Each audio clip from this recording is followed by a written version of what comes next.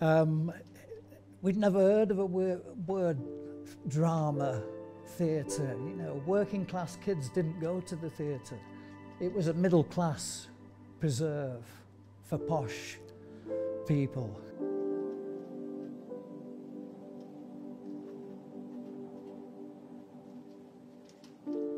But I don't think theatre in and of itself is in a position where it would die. People just love it too much. People want to go out, people want to see work being put on.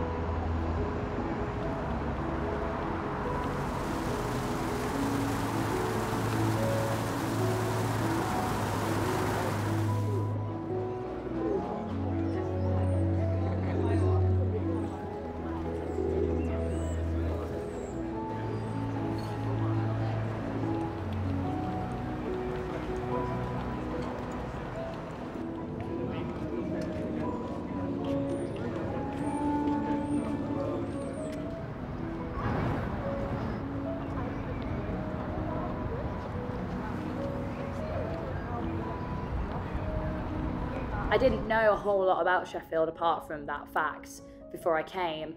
But yeah, so Sheffield Theatres, which is just over the road, the actual organisation, the Crucible, the Lyceum and the studio space that they have, is the second largest theatre kind of ingoing and outgoing of shows in the UK, second to London, obviously.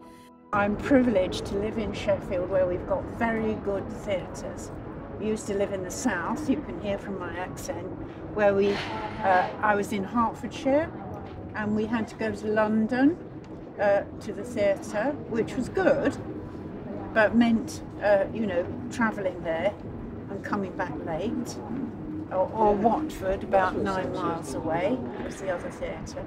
And just to be able to come out from the house, get on the bus, come here, it's wonderful.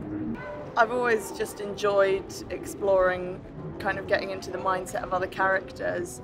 I really like reading and fiction, so it was a way to sort of become the characters that you read about and play around with being somebody other than yourself. Sheffield does have a very rich arts culture. I think the key point about Sheffield culture is that it has this real grassroots political basis. So it's very geared up to be politically active. We always want to, in Sheffield, send a message to the powers that be in London.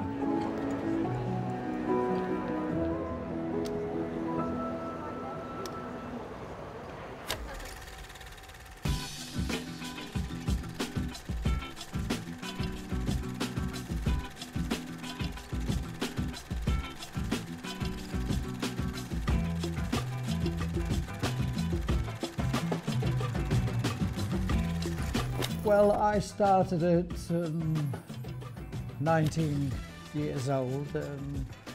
The artistic director of the old Sheffield Playhouse, Colin George, formed a company called Theatre Vanguard.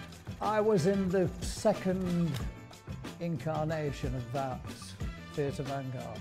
Probably done about 25 plays in the Crucible in all areas.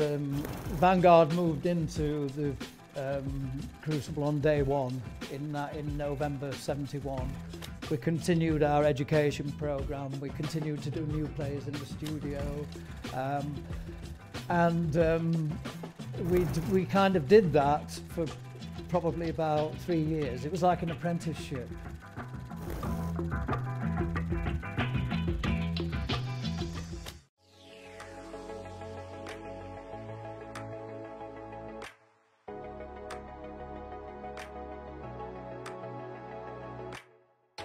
When I was looking for places last year to do the show in, I was reaching out to independent spaces mainly because that's what we are, and we think it's important to promote independent spaces and arts organisations if we can.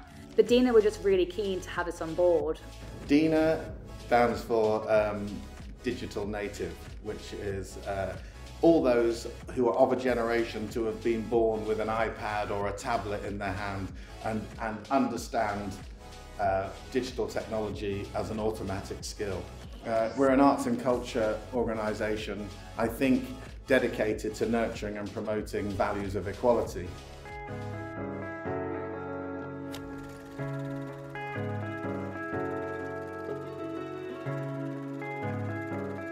We didn't go to the theatre. Posh kids went.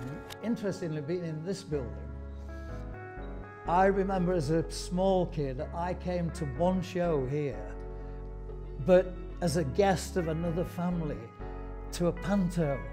That is the only show I ever remember going to, and I think it was Jimmy Clitheroe was the star.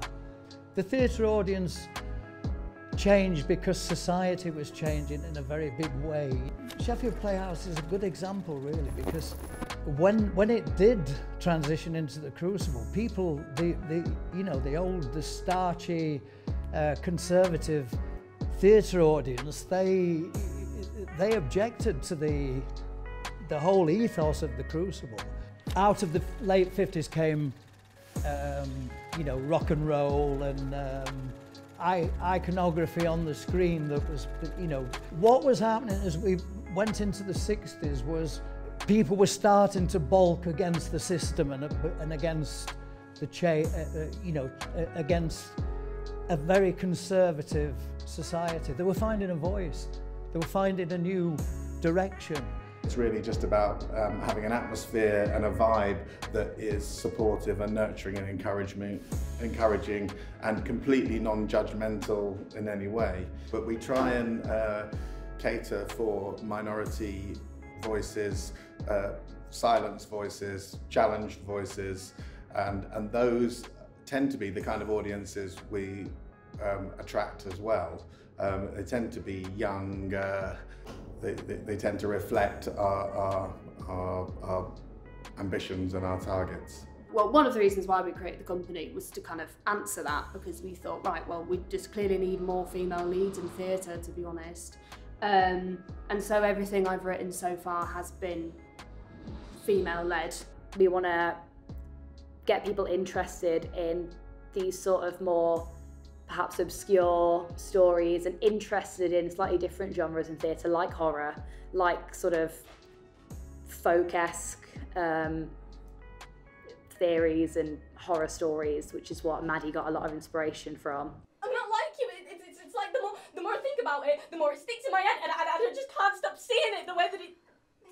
No, you don't get it. You don't get it. It's driving me fucking mad. It's driving me mad. Right, stop that right now. Stop it. Well, I'm an audience member now. I'm usually a press night member. I think it's buoyant. I think it's vibrant. It's a good period now. Despite what we've been through. The passion for it and the desire for it didn't die. That was still very much there.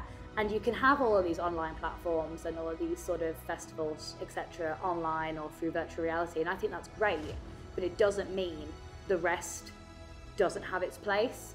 But I don't think theatre in and of itself is in a position where it would die. People just love it too much. People want to go out, people want to see work being put on. People who live in other regions don't know how good it is. They need more money, of course they do, and more chances for young people, young actors, young producers. I mean, thankfully they've got, you know, Refloating the Arts funding, which is quite considerable, and that presumably has kept the, you know, the theatre going.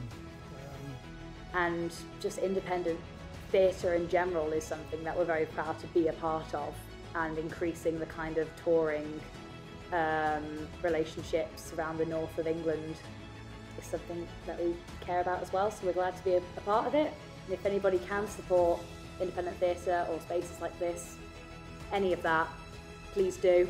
Or even if you just go to your big old theatres, like, they need help as well, we all do.